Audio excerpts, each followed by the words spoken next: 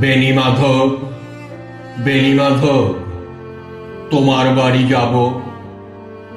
বেণীমাধব, তুমি কি আর আমার কথা ভাবো?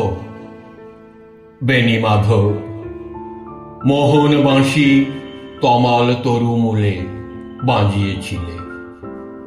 আমি তখন মালতী স্কুলে ডেস্কে বসে অঙ্ক করি, ছোট্ট ক্লাস ঘর। বাইরে দিদিমণির পাশে দিদিমণির বর। আমি তখন নবম শ্রেণী, আমি তখন শাড়ি। আলাপ হলো বেণীমাধব, সুলেখাদের বাড়ি। বেণীমাধব, বেণীমাধব, লেখাপড়ায় ভালো, শহর থেকে বেড়াতে এলে আমার রং কালো। তোমায় দেখে এক দৌড়ে পালিয়ে গেছি ঘরে। বেণীমাধব, আমার বাবা দোকানে কাজ করে। কুঞ্জে অলি গুঞ্জে তবু ফুটেছে মঞ্জরি। সন্ধেবেলা পড়তে বসে অঙ্কে ভুল করি।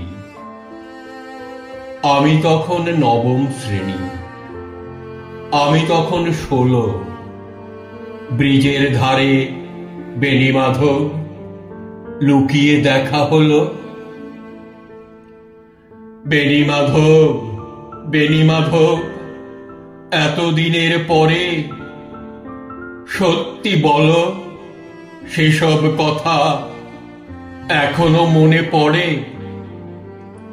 সেসব কথা বলেছ তুমি তোমার প্রেমিকাকে? আমি কেবল একটি দিন তোমার পাশে তাকে দেখেছিলাম আলোর নিচে। অপূর্ব সে আলো, স্বীকার করি। দুজনকেই মানিয়েছিল ভালো। ঝুড়িয়ে দিল চোখ আমার, পুড়িয়ে দিল চোখ। বাড়িতে এসে বলেছিলাম ওদের ভালো হোক। রাতে এখন ঘুমোতে যাই একতলার ঘরে। মেঝের উপর বিছানা পাতা, জ্যোৎস্না এসে পড়ে। আমার পরে জীবন ছিল চোরাপথের বাঁকে মিলিয়ে গেছে। জানি না আজ কার সঙ্গে থাকে। আজ জুটেছে, কাল কি হবে? কালের ঘরে শনি। আমি এখন এই পাড়ায় সেলাই দিদিমণি।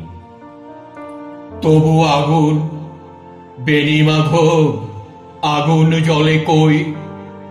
কেমন হবে আমিও যদি নষ্ট মেয়ে হই?